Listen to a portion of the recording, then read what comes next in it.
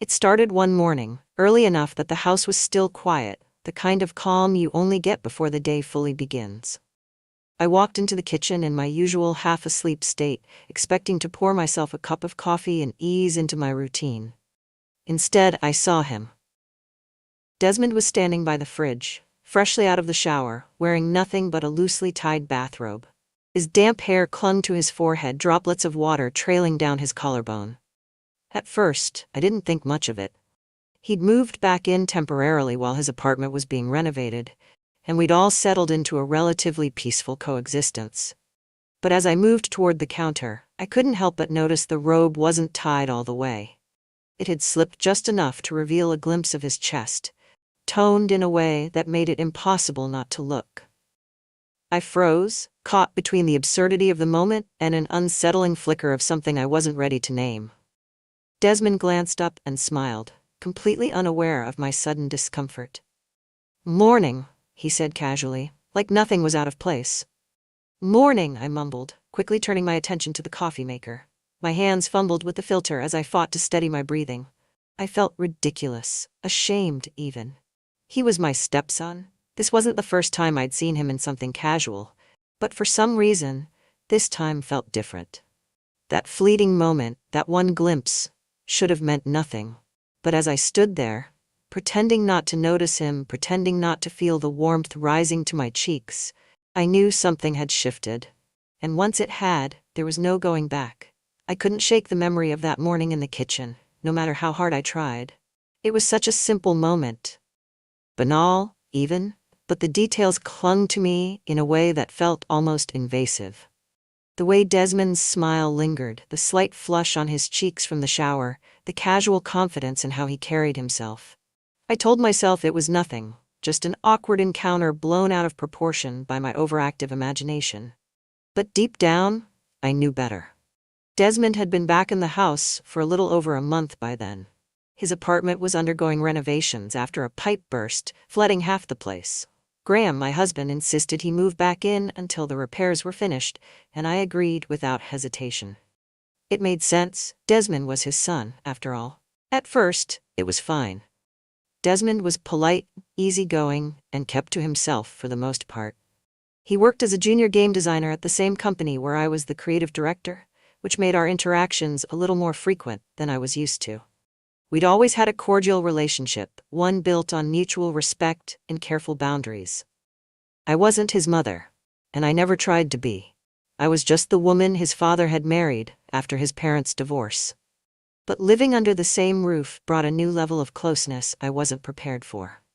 I started noticing things about him I hadn't before, how he hummed under his breath when he cooked, the way his hair fell into his eyes when he worked late on his laptop, the quiet thoughtfulness he carried that was so different from his father's brashness.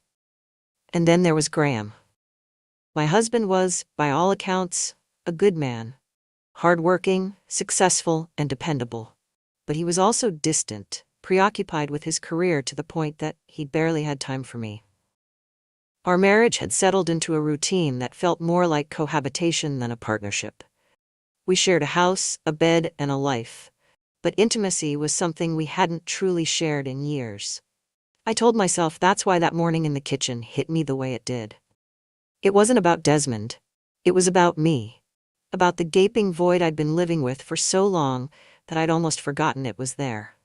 But even as I tried to rationalize it, I couldn't ignore the way my pulse quickened whenever he was near, the way my mind drifted to him at odd moments during the day. At work, things were different. The office was a large, open space filled with creative chaos, storyboards pinned to walls, concept art spread across desks, and the constant hum of brainstorming sessions. Desmond and I worked in separate departments, but our roles often overlapped. He was part of the team developing a new storyline for our latest game, and I was responsible for overseeing the project as a whole. We interacted more than we had in the past, our conversations professional, but tinged with an undercurrent of something I couldn't quite define. He'd come to my office with questions about a design decision, or to show me a rough draft of a new script, and I'd find myself studying him in ways I shouldn't have. His hands as they gestured toward the screen, the focused intensity in his eyes when he explained an idea. It was during one of those meetings that I first felt the shift. He was standing behind me as I reviewed a draft on my computer, leaning over slightly to point something out. I could feel the warmth of his presence, the subtle brush of his arm against mine as he reached for the mouse. "That's a clever twist," I said, trying to keep my voice steady. "Thanks," he replied, his tone casual. "But it was your suggestion to tie the backstory into the main questline. I just built on it." I turned to look at him, caught off guard by the sincerity in his voice. Our eyes met, and for a moment, neither of us moved. The air between us felt charged, heavy with unspoken tension. I broke the gaze first, turning back to the screen with a forced smile. "You're doing great work, Desmond," I said, my voice firmer than I intended. "Keep it up." He nodded, stepping back. "Thanks, Vivi," he said, using the nickname most of my coworkers called me. But the way he said it felt different. Softer. Almost intimate. After he left, I sat at my desk, staring at the screen without really seeing it. My heart was racing, my thoughts a jumbled mess. I told myself it was nothing, that I was reading too much into a harmless interaction. But the seed had been planted, and no matter how much I tried to ignore it, it continued to grow. At home, things became more complicated. Desmond's presence was impossible to ignore. He was always there. Cooking in the kitchen, lounging on the couch, working late in the makeshift office he'd set up in the den. And then there were the little moments, the fleeting interactions that seemed to mean more than they should. One evening, I walked into the living room to find him watching a movie. He glanced up when I entered, giving me that easy smile of his. "Want to join me?" he asked, patting the empty spot on the couch. I hesitated for a moment before sitting down, keeping a safe distance between us. The movie was some action flick I wasn't particularly interested in, but I stayed anyway, drawn to the quiet comfort of his presence. At some point, our hands brushed as we both reached for the bowl of popcorn on the coffee table. The touch was brief, accidental, but it sent a jolt through me that I couldn't ignore. I glanced at him, and for a split second, I thought I saw something in his eyes. Something that mirrored the turmoil I was feeling. I excused myself shortly after, retreating to my bedroom with my heart pounding in my chest. I stared at myself in the bathroom mirror, my reflection a mix of confusion and shame. I couldn't keep doing this, couldn't keep letting my mind wander down paths it had no business exploring. But no matter how hard I tried to push the thoughts away, they kept coming back, stronger, more persistent. And deep down, I knew it was only a matter of time before I crossed a line I could never uncross. I tried to convince myself I was imagining it, that the tension between Desmond and me was something I'd conjured up out of boredom or loneliness. But the harder I tried to dismiss it, the more impossible it became to ignore. It wasn't just in the small moments at home anymore. It was at work too, where things felt charged in ways I wasn't prepared for. The project we were working on, a story-driven game with a complex branching narrative, required long hours and constant collaboration between departments. Desmond was part of the narrative design team, and I oversaw the creative direction, which meant we were in frequent contact. At first, I told myself it was just work. We were professionals doing our jobs. But it wasn't long before our interactions started to feel different. One afternoon, I called a meeting to go over a critical scene in the game. We were in a small conference room, just the two of us, with the script spread out on the table between us. I was leaning over, pointing to a section that needed revision, when I realized how close we were. His chair was pulled up right next to mine, and I could feel the warmth radiating from him. When I glanced up, I caught him looking at me, not at the script, but at me. His eyes flicked away quickly, but the moment lingered, hanging in the air between us like static electricity. "You're quiet today," I said, trying to diffuse the tension. "Just focused," he replied, his voice low. I nodded, pretending to return my attention to the script, but my mind was racing. I could feel the weight of his gaze, the unspoken words hovering just beneath the surface. The moment passed, and we finished the meeting without incident. But I couldn't stop thinking about it afterward. The way he looked at me, the way the air seemed to shift whenever we were alone, it was impossible to ignore. At home, the boundaries between us continued to blur. Desmond was always around, his presence a constant reminder of the tension I was trying so hard to suppress. One evening, I came home late from work to find him in the kitchen, cooking dinner. He had his back to me, his shoulders tense as he worked over the stove. "You didn't have to wait up," I said, setting my bag down on the counter. He glanced over his shoulder, offering me a small smile. "Figured you'd be hungry," he said. The gesture was thoughtful, almost sweet, and it made my chest ache in a way I wasn't expecting. I sat down at the table, watching as he moved around the kitchen with practiced ease. We ate in relative silence, the quiet punctuated only by the occasional clink of silverware. I tried to focus on the food, on anything other than the way his knee brushed against mine under the table. But it was no use. Every glance, every touch, every moment seemed to pull us closer together, whether we wanted it to or not. The first time we crossed the line, it wasn't planned. It wasn't something either of us said or did intentionally. It just happened. It was a Friday night, and we were both home alone. Graham was away on yet another business trip, leaving the house feeling empty and quiet. Desmond and I ended up in the living room, watching a movie together. It was a silly action comedy, something neither of us were particularly invested in, but it gave us an excuse to sit together without talking too much. At some point, he shifted closer to me, his arm resting on the back of the couch. It was a small movement, subtle enough that I could have ignored it. But I didn't. Instead, I found myself leaning into him, drawn by some invisible force I couldn't explain. Our hands brushed as we both reached for the bowl of popcorn at the same time. I froze, my heart pounding as his fingers lingered against mine. He didn't pull away, and neither did I. When I looked up at him, his expression was unreadable, calm, but with an intensity that made my breath catch. Slowly, cautiously, he leaned in, giving me every opportunity to stop him. But I didn't. The kiss was soft at first, tentative, like we were testing the waters, but as the seconds passed, it deepened, growing more urgent. I felt his hand slide to the back of my neck, pulling me closer, and I let myself get lost in the moment, forgetting everything else. When we finally pulled apart, the reality of what we'd just done hit me like a freight train. "Desmond?" I started, my voice trembling. He shook his head, his thumb brushing against my cheek. "Don't," he said softly. "Please don't say it was a mistake." I stared at him, my thoughts a jumbled mess. Part of me wanted to agree, to tell him it was wrong, and that it couldn't happen again. But another part of me, the part that had been starved for attention and affection for so long, didn't want it to stop. Instead of answering, I stood up and walked to my bedroom, closing the door behind me. I leaned against it, my heart racing as I tried to make sense of what had just happened. The days that followed were a blur of confusion and longing. I avoided Desmond as much as possible, terrified of what might happen if we were alone together again. But avoiding him didn't make the feelings go away. If anything, it made them stronger. At work, things were tense. We kept our interactions professional, careful not to let anyone notice the shift between us. But every time our eyes met, I felt that same pull, that same undeniable connection. One evening, we stayed late to finish a presentation for an upcoming pitch.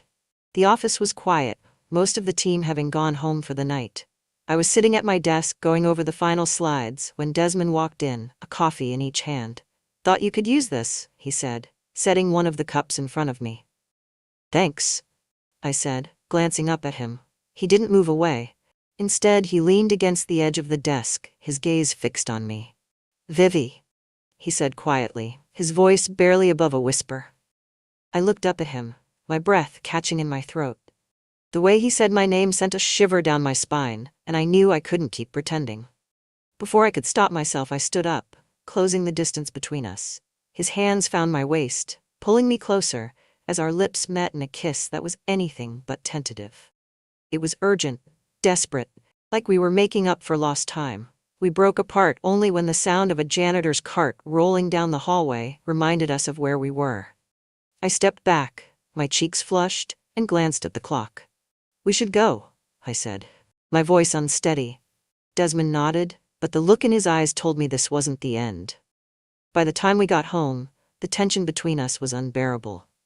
Graham was still out of town, leaving the house empty except for the two of us. I barely made it through the front door before Desmond was on me, his hands in my hair as he kissed me like his life depended on it. This time, I didn't stop him. I didn't want to. I don't know how it happened so quickly, but once we crossed that line, there was no turning back. It was as if every wall I'd carefully built, every excuse I'd clung to, came crumbling down the moment I let Desmond kiss me that night. It was wrong, of course I knew that, but it didn't matter. Not in the heat of those moments.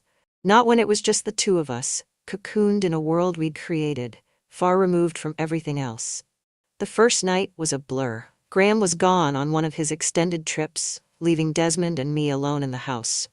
We barely made it through the door before the tension between us snapped. It wasn't planned, it wasn't even talked about.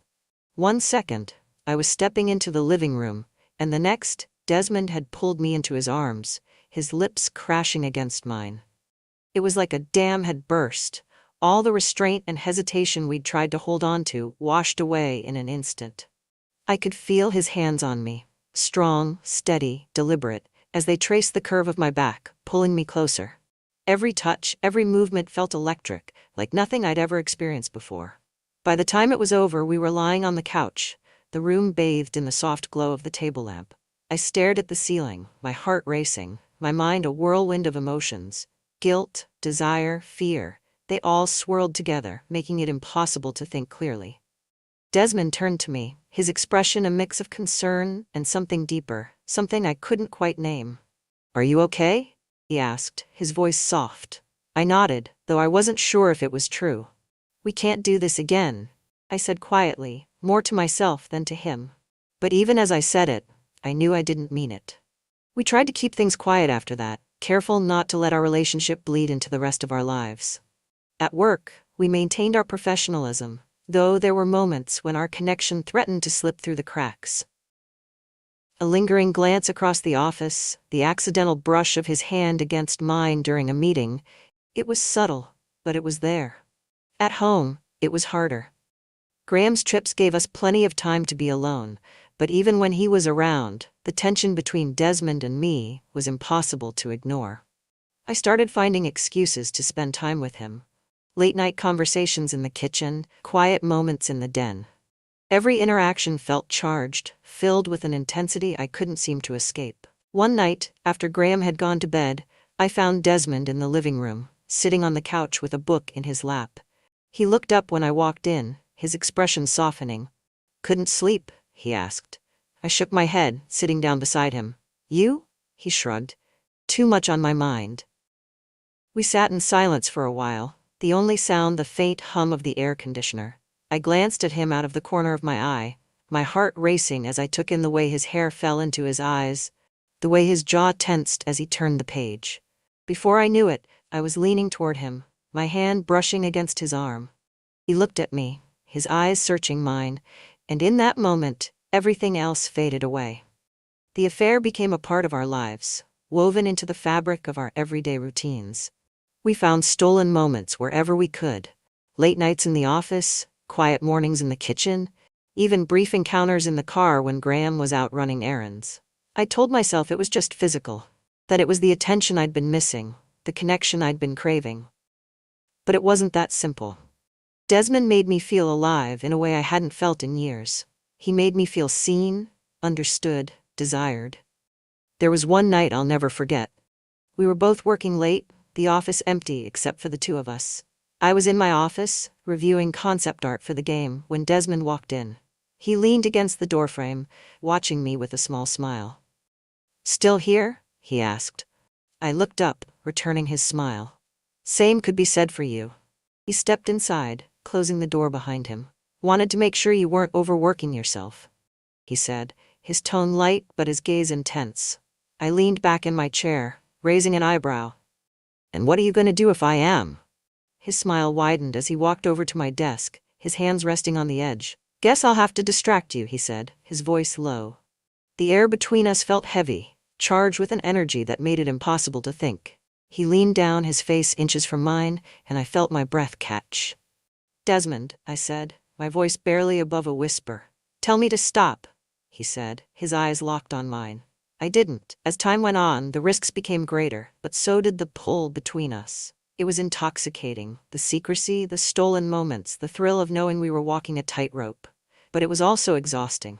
I lived in constant fear of being caught, of Graham finding out, of everything falling apart. There were close calls. Moments when Graham walked in just as Desmond and I pulled apart. When a coworker commented on how much time we spent together.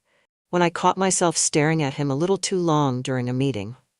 Each time, my heart would race, my mind racing with worst-case scenarios. But no matter how close we came to disaster, I couldn't bring myself to stop.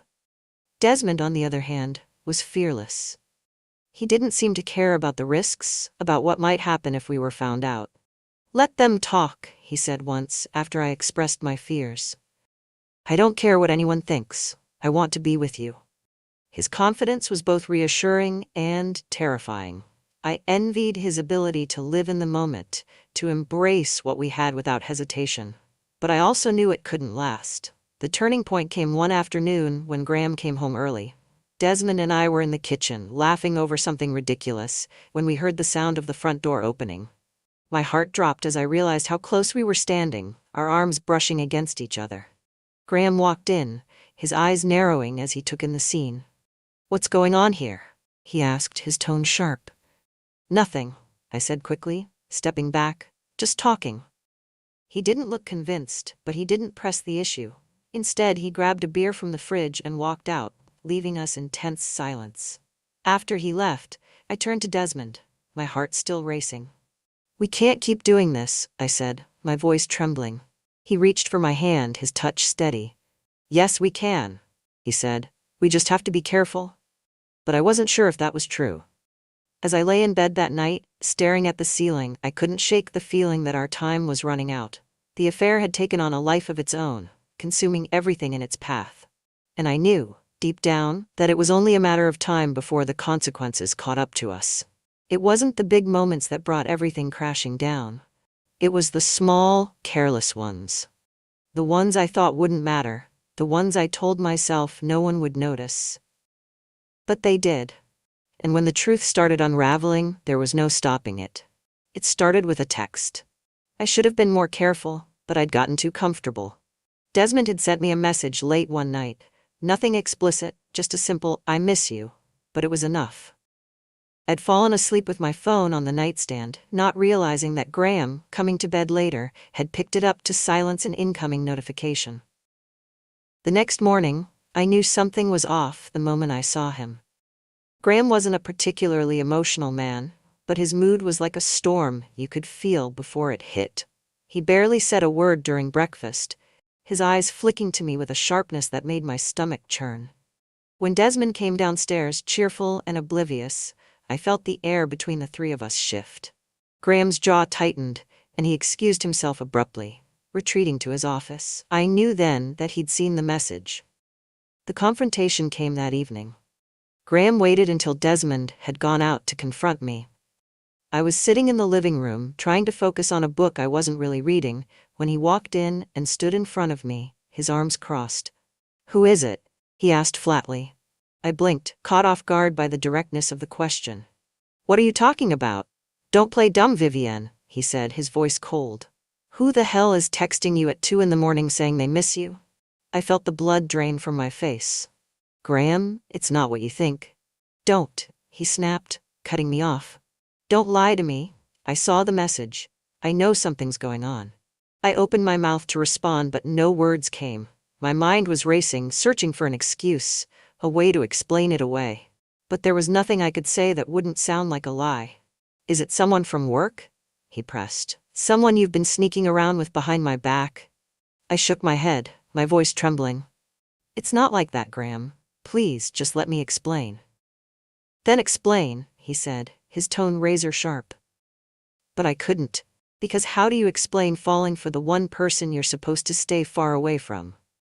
Graham didn't press further that night, but the damage was done. I could feel the cracks in our marriage widening, the tension in the house suffocating. Desmond noticed it too, though I didn't tell him what had happened. But Graham wasn't the only one who noticed. At work, the whispers had started. It was subtle at first. Sideways glances in meetings, quiet conversations that stopped when I entered the room. I tried to brush it off, but deep down, I knew the truth was spreading. It didn't take long for it to reach Angela. She worked in HR, and though we'd always been polite to each other, I'd never fully trusted her. She had a knack for sniffing out gossip and using it to her advantage. One afternoon, she stopped by my office, her expression carefully neutral. "Hey, Vivienne," she said, closing the door behind her. "Do you have a minute?" "Of course," I said, forcing a smile. She sat down across from me, her hands folded neatly in her lap. "I just wanted to check in. There's been some chatter around the office lately, and I thought it might be a good idea to clear the air." "Chatter?" I repeated, my stomach twisting. She nodded. "People have noticed you and Desmond spending a lot of time together. And well, you know how people are. They love to make assumptions." I felt my heart rate spike, but I kept my expression neutral. "Desmond is part of the narrative team," I said. "It's normal for us to collaborate on projects." "Of course," Angela said, her tone syrupy sweet. "But you might want to be careful. Perception is everything, especially when it comes to workplace relationships." I nodded, forcing a polite smile. "Thank you for the advice, Angela. I'll keep that in mind." She left after that, but the warning lingered. The walls were closing in, and I could feel the foundation of everything I'd built starting to crack. The final blow came one evening when Graham came home earlier than expected. Desmond and I were in the kitchen, laughing over something trivial, when the front door opened. Graham walked in, his eyes immediately zeroing in on the two of us. "What's going on here?" he asked, his tone sharp. "Nothing," I said quickly, stepping back. "Just talking." Graham's gaze flicked between us, suspicion etched across his face. "Talking," he repeated, his voice dripping with disbelief. Desmond shifted uncomfortably, but he didn't say anything. Later that night, Graham confronted me again. This time, there was no pretense, no dance around the issue.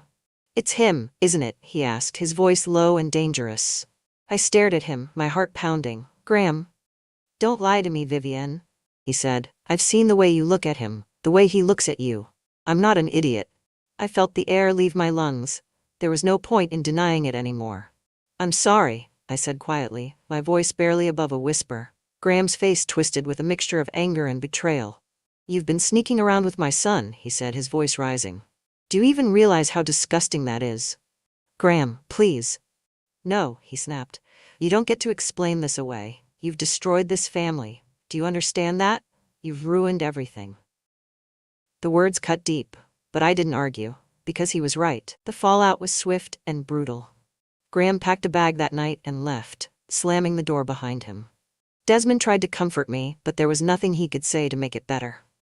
At work, the whispers turned into outright accusations. Angela, ever the opportunist, took it upon herself to investigate the rumors, and before long, HR was involved. Desmond and I were called into separate meetings. Each of us grilled about our relationship. I tried to keep my answers vague, but it was clear they already knew. In the end, I was given the option to resign quietly or face a formal investigation. I chose the former, knowing it was the only way to salvage what little dignity I had left. Desmond, to his credit, tried to stand up for me, but it only made things worse.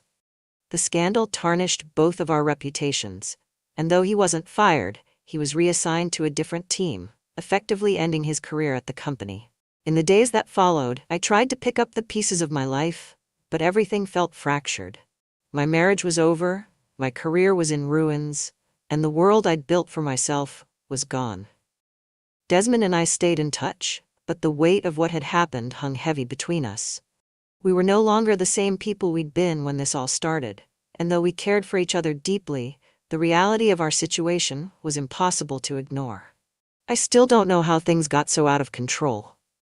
Maybe it was inevitable, or maybe it was just a series of bad decisions that spiraled beyond our control. Either way, there's no going back now. The dust never truly settles after something like this.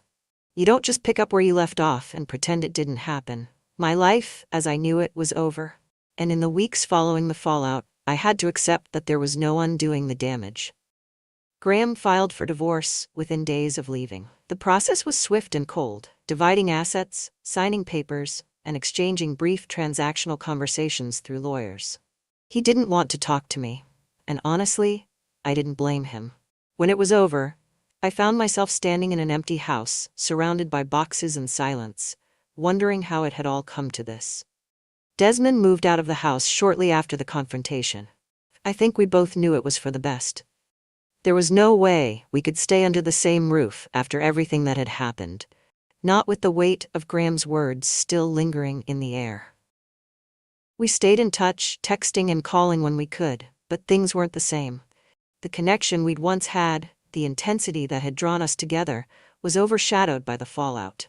Every conversation felt heavier, burdened by the consequences of our choices. For a while, I tried to rebuild my life. I found a small apartment across town, took on freelance work, and tried to keep a low profile. But the whispers followed me wherever I went. People talked. They always do. I caught the stares, the judgment in their eyes, the subtle but unmistakable distance they put between us. One day, Desmond came to see me. It was the first time we'd been face to face since he moved out, and the sight of him standing in my doorway was enough to bring tears to my eyes. "Hi," he said, his voice soft. "Hi," I whispered back, stepping aside to let him in. We sat on the couch, the silence between us heavy but not uncomfortable. He looked older, more tired, and I wondered if I looked the same to him. "I wanted to see how you were doing," he said. "I'm managing," I replied, though it wasn't entirely true. He nodded, his gaze dropping to his hands. "I've been thinking a lot about everything, about us." "Me too," I said. "I don't regret it," he said suddenly, his voice firm. "I can't, but I know we can't go back to how things were." "I know," I said, my throat tightening. We sat there for a long time, neither of us knowing what to say. Eventually, he stood, pulling me into a hug that felt both comforting and final. "Take care of yourself, Vivi," he said as he left, and just like that, he was gone. The story doesn't end neatly. There's no resolution, no grand epiphany that makes everything okay. There's just life, messy, complicated, and unforgiving. I don't know if I'll ever truly recover from what happened, but I do know this. For a brief moment, I felt alive. And maybe, just maybe, that was enough. The house felt bigger than ever, its silence stretching into every corner. It wasn't always like this.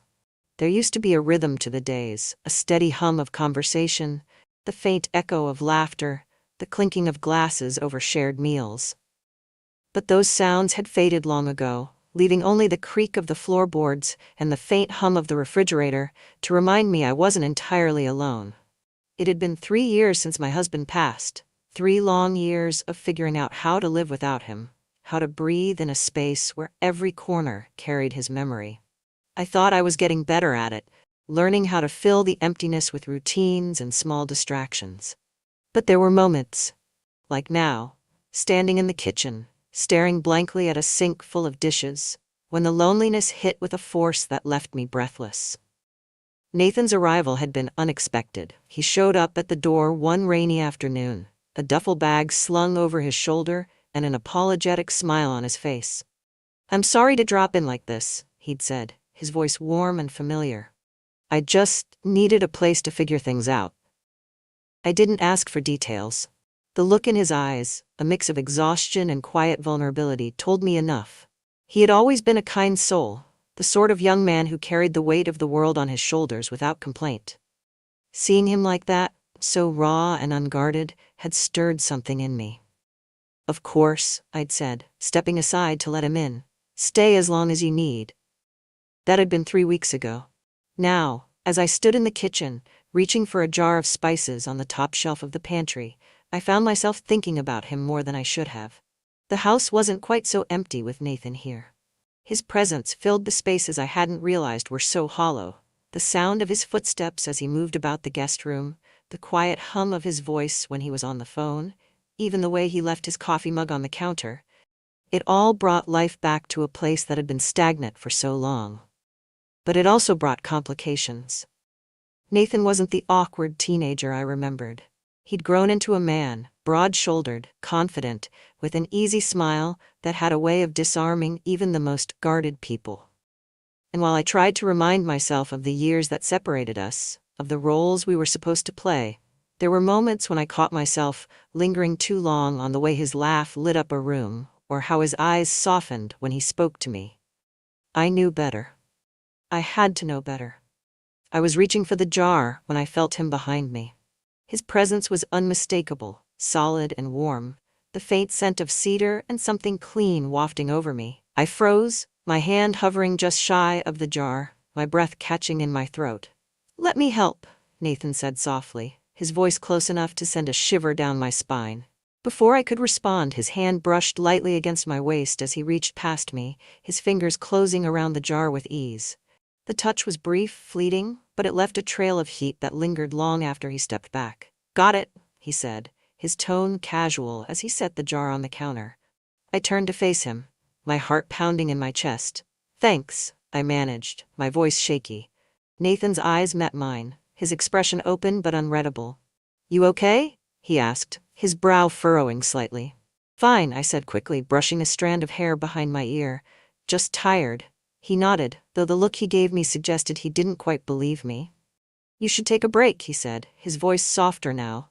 "You've been running yourself ragged." "I'm fine," I repeated, more firmly this time. Nathan hesitated, his gaze lingering on me for a moment longer before he stepped back.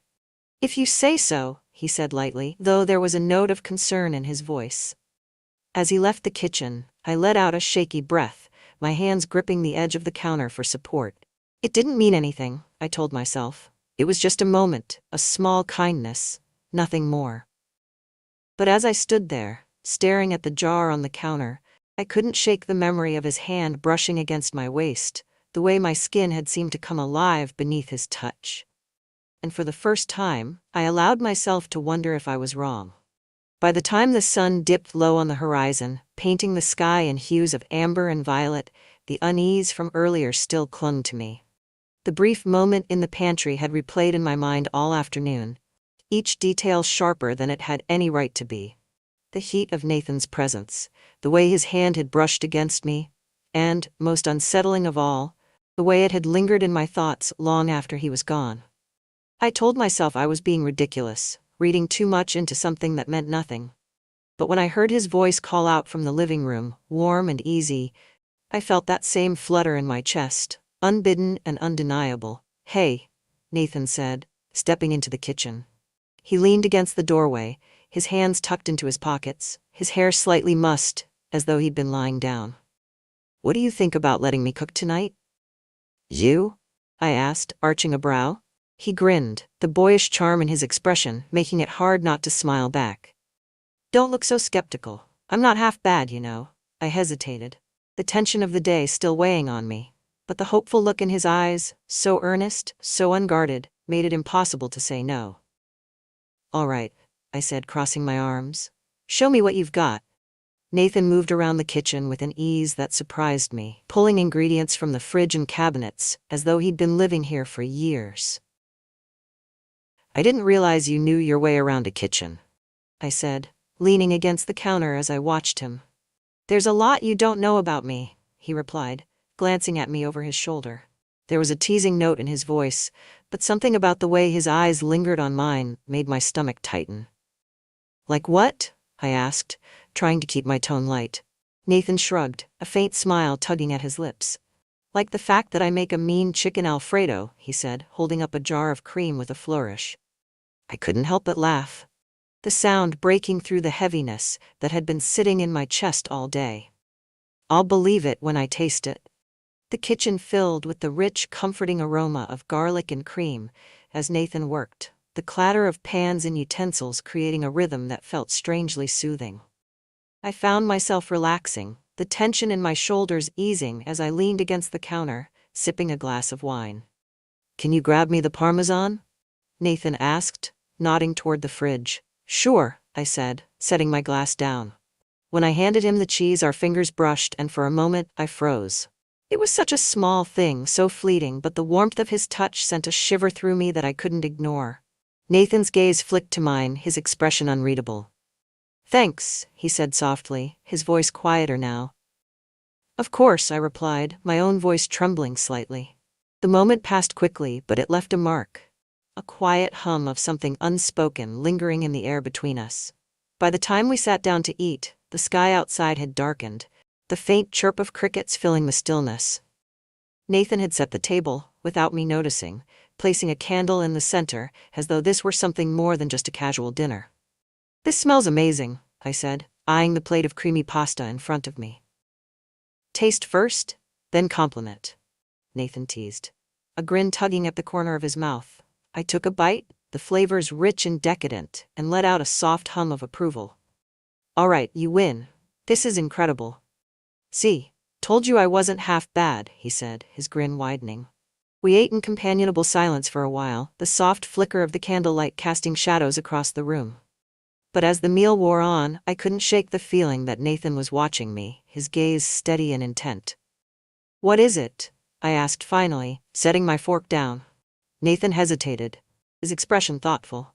I'm just glad you let me stay, he said, his voice quieter now.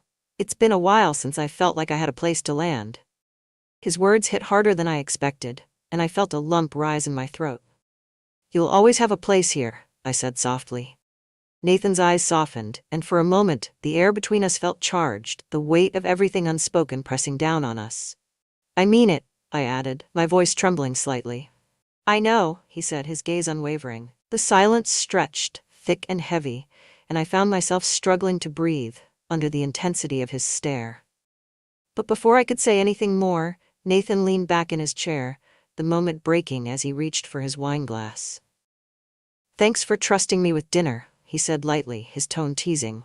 Anytime, I replied, forcing a small smile. But as we cleared the table and said goodnight, I couldn't ignore the quiet hum of something new that had settled between us, something I wasn't sure I was ready to face. The morning sunlight poured over the yard, golden and warm, promising a beautiful day. I stood on the porch, a cup of coffee cradled in my hands, staring out at the garden that had long since been overtaken by weeds.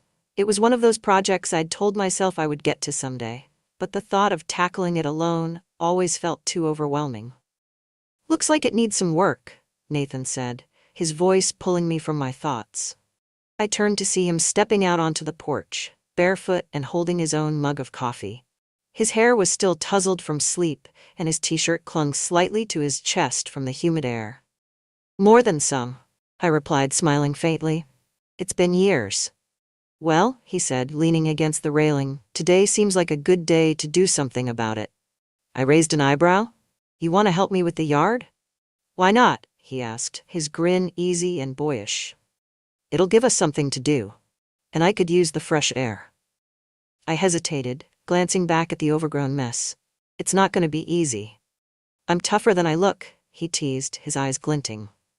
It wasn't the challenge I was worried about, but I didn't say that. Instead, I nodded and set my coffee cup down. All right, let's see what you've got. We started with the weeds, pulling out the invasive tangles that had crept into every corner of the garden. The work was tedious and dirty, but Nathan tackled it with enthusiasm, his laughter filling the air whenever he unearthed a particularly stubborn root. You weren't kidding about this being a mess, he said, wiping the sweat from his brow.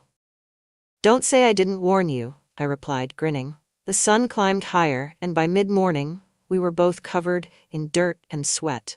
But as the yard slowly began to take shape, I couldn't help but feel a sense of accomplishment. Nathan crouched beside me, pulling out the last of the weeds from a flower bed. So what's next? He asked, glancing up at me. We plant, I said simply, nodding toward the small stack of flowers and shrubs I'd bought months ago but never found the energy to use. Nathan's grin widened. Now we're getting to the fun part. As we dug holes and set the new plants in place, the air between us felt light, the conversation easy and unguarded. Nathan told me stories about his life in the city, the people he'd met, the job he'd left behind, and the reasons he'd felt so lost before coming here. It sounds like you've been through a lot, I said softly, pressing a mound of soil around the base of a daisy. He shrugged, his expression turning thoughtful. I guess, but coming here has helped. You've helped. I glanced at him, startled by the sincerity in his voice. I haven't done anything. You've done more than you realize, he said, his gaze steady. The intensity of his words left me breathless, and I quickly turned back to my work, unsure how to respond. By the time we finished, the yard looked completely transformed. The overgrown mess had been replaced with neat rows of flowers, the bright pops of color standing out against the rich, dark soil. It looks amazing, Nathan said, stepping back to admire our work. It does, I agreed, a sense of pride swelling in my chest. Nathan turned to me, a faint smile playing on his lips. See? We make a pretty good team. I laughed softly, brushing a strand of hair from my face. "Don't get too comfortable. There's still the back garden to deal with." "I'm ready when you are," he said, his tone teasing but his eyes warm. We sat on the porch afterward, sipping lemonade and letting the cool breeze wash over us. My muscles ached from the work, but it was a good kind of ache, the kind that came from doing something worthwhile. Nathan leaned back in his chair, his long legs stretched out in front of him. "I needed this," he said, his voice quiet. "What, hard labor?" I asked, smiling. He chuckled, shaking his head. "No, this, being here, spending time with you." The sincerity in his voice caught me off guard, and I felt my cheeks flush. "I'm glad you're here," I said softly, my fingers tightening around my glass. Nathan's gaze lingered on me for a moment, his expression unreadable. "Me too," he said finally. The quiet stretched between us, filled with the hum of cicadas and the faint rustle of leaves in the breeze. But it wasn't uncomfortable. If anything, it felt like the kind of silence you shared with someone who understood you, even without words. That night, as I lay in bed, I thought about the day we'd spent together. The easy laughter. The way his hand had lingered just a little too long when he'd passed me a trowel. The warmth in his voice when he said he was glad to be here. I told myself it was nothing. Just a natural closeness that came from working together. But deep down, I knew better. Something was shifting between us, and I wasn't sure how much longer I could pretend I didn't feel it. The air was heavy with the smell of damp earth and freshly planted flowers as I stepped onto the porch that evening. The yard looked beautiful in the fading light, but it was the kind of beauty that made your heart ache, that reminded you of everything you'd been missing for so long. I sat down on the swing, pulling a blanket over my lap and nursing the glass of wine I'd poured after dinner. The night was quiet, save for the faint chirp of crickets and the occasional rustle of leaves in the breeze. I let the stillness settle over me, hoping it would quiet the thoughts that had been racing through my mind all day. But when I heard the creak of the screen door behind me, my chest tightened, the familiar flutter of anticipation stirring within me. Nathan stepped onto the porch, a beer in his hand and his hair slightly damp from a shower. He hesitated for a moment before crossing the porch and sitting beside me on the swing. "You don't mind, do you?" he asked, his voice soft. "No," I said quickly, too quickly. "I don't mind." He smiled faintly, leaning back and stretching his long legs out in front of him. For a while we sat in silence, the swing swaying gently beneath us, the soft creak of the chains blending with the sounds of the night. "You've been quiet tonight," Nathan said eventually, breaking the silence. I hesitated, my fingers tightening around my glass. "Just thinking," I said. "About?" I let out a soft laugh, shaking my head. "Everything. Nothing. I don't know." Nathan turned to me, his gaze steady. "You can talk to me, about anything." His words, so simple yet so earnest, sent a pang through my chest. I looked down at my wine, swirling the liquid in the glass. "It's not that easy," I said softly. "Why not?" he asked, his tone gentle but insistent. "Because some things are better left unsaid," I replied, my voice trembling. Nathan didn't respond right away. Instead, he leaned forward, resting his elbows on his knees as he stared out at the yard. "I don't believe that," he said finally. I glanced at him, startled by the conviction in his voice. "What do you mean?" "I think the things we're most afraid to say are the ones we need to say the most," he said, his gaze still fixed on the garden. The weight of his words settled over me, and I felt my throat tighten. "What if saying them changes everything?" I asked, my voice barely above a whisper. Nathan turned to me then, his eyes searching mine. "Maybe it's supposed to." The quiet between us grew heavier, thicker, until it felt almost unbearable. I set my glass down on the small table beside me, my hands trembling slightly. "I've been scared," I admitted finally, the words tumbling out before I could stop them. "Ever since your father died, I've been so scared of everything. Of being alone, of moving on, of feeling something again." Nathan's expression softened and he reached out, his hand resting lightly on mine. "You don't have to be scared," he said softly. "Not with me." His touch, his words, they unraveled something deep inside me, something I had spent years trying to keep locked away. "I don't know how to do this," I said, my voice trembling. "I don't know how to let myself feel like this." "You don't have to figure it out all at once," Nathan said gently, his thumb brushing lightly against my knuckles. "We'll figure it out together." I looked at him then, really looked at him, and saw the quiet strength in his gaze, the unwavering steadiness that had always made me feel safe. Before I could think better of it, I leaned into him, my head resting against his shoulder.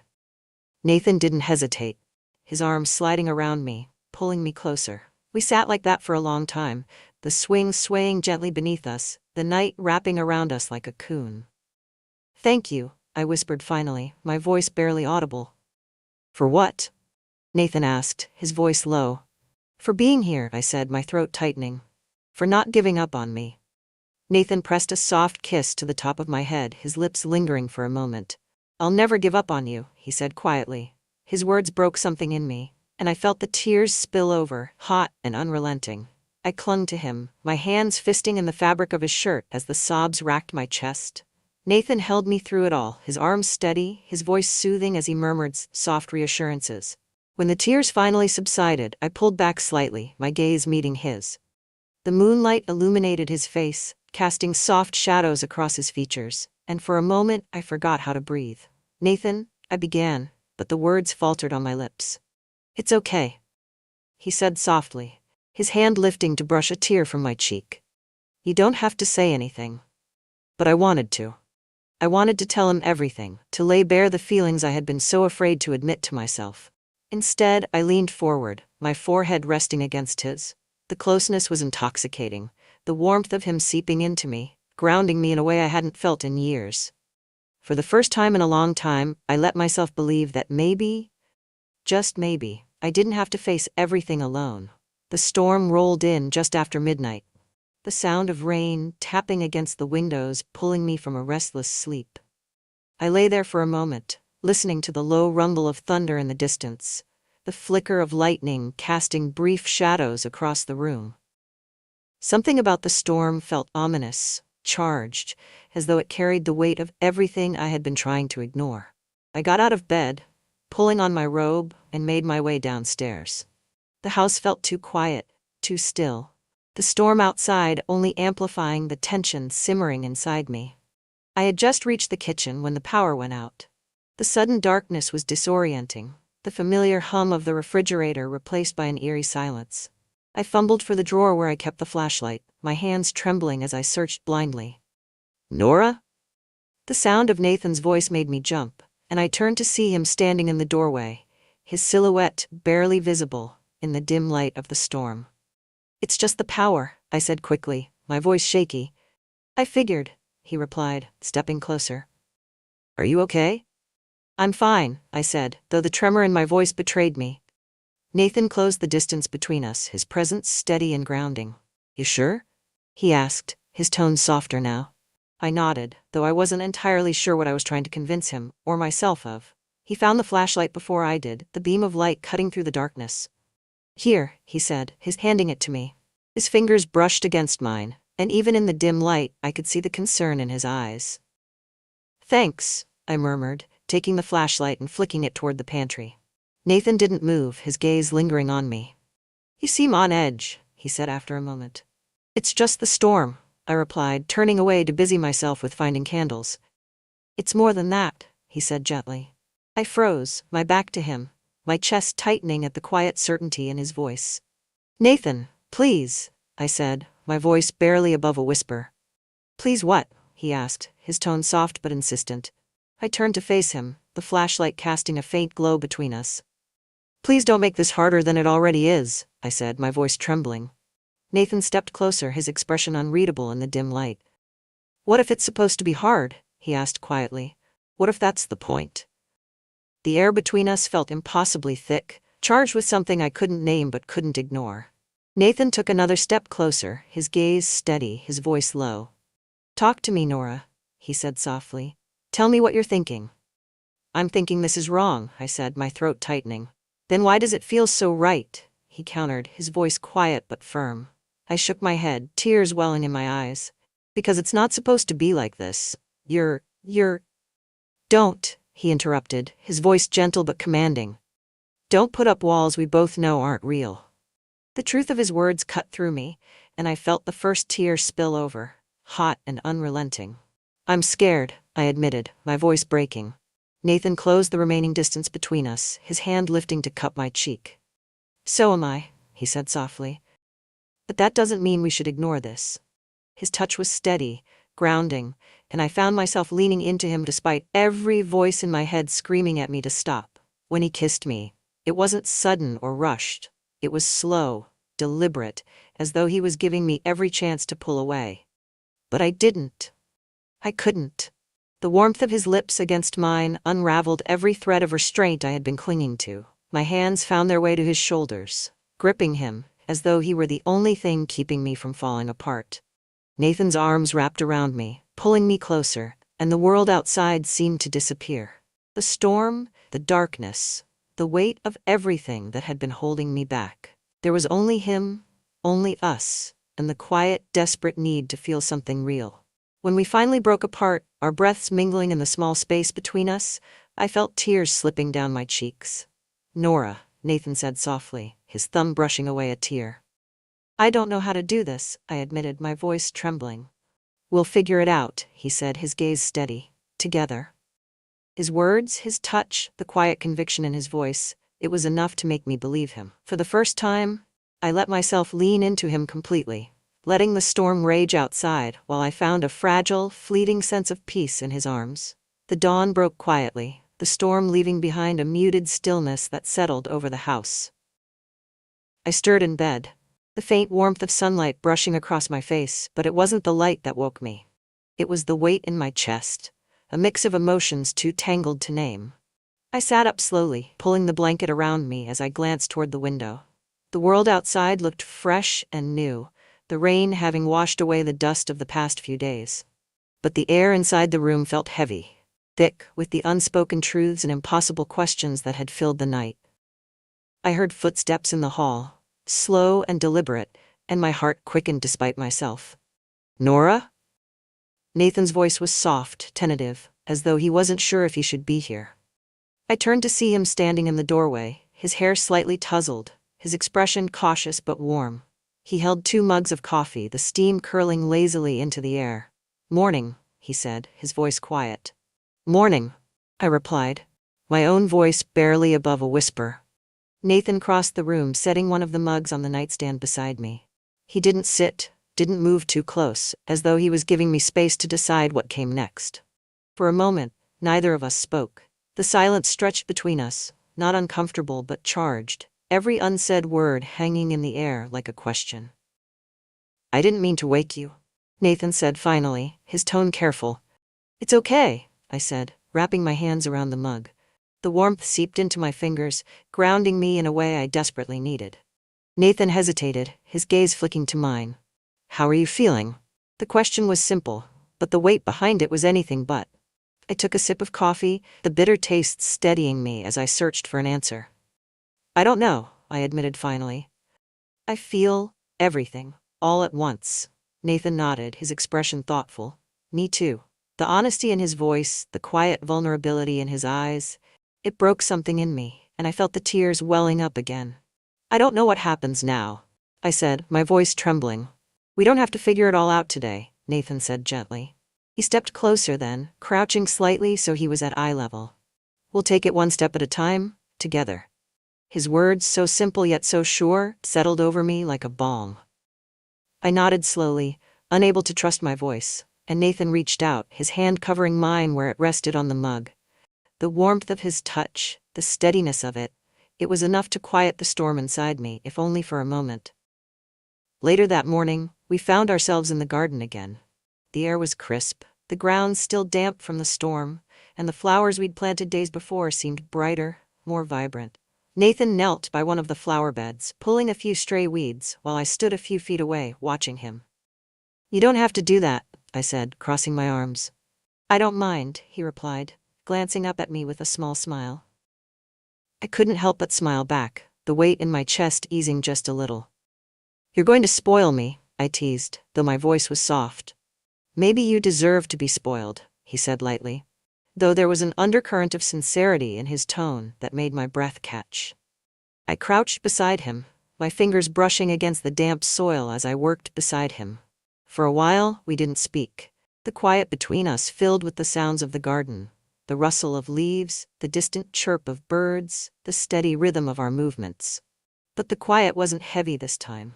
It wasn't charged or uncomfortable. It was peaceful, easy, the kind of silence that felt like a shared understanding. When we finished, we sat together on the porch, our hands dirty, our faces smudged with soil. Nathan leaned back in his chair, his eyes closed as he tilted his face toward the sun. "You look happy," I said, the words slipping out before I could stop them. Nathan opened his eyes, turning to look at me. "I am," he said simply. The honesty in his voice, the ease in his expression, it was enough to make my chest ache. "I don't know how you do it," I said softly, my gaze dropping to my hands. "Do what?" "Be so sure," I replied, my voice trembling. Nathan leaned forward, his elbows resting on his knees as he looked at me. "Because I know what I want," he said quietly, "and I know it's worth fighting for." The weight of his words settled over me, and I felt my throat tighten. "Nathan, you don't have to say anything," he said gently. "Not yet, just promise me you'll give this a chance, that you'll give us a chance." I looked at him, my chest tight with fear and hope and everything in between. And for the first time, I let myself believe that maybe, just maybe, it wasn't impossible. "I promise," I said softly, my voice steady despite the tears in my eyes. Nathan smiled then, the kind of smile that made the world feel lighter, and I felt something shift deep inside me, a quiet, fragile hope taking root. The path ahead wasn't clear. It wasn't simple or easy, and I knew there would be challenges we couldn't yet imagine. But as we sat there side by side, the sun warming our faces and the garden blooming around us, I felt something I hadn't felt in years. I felt alive, and for now, that was enough.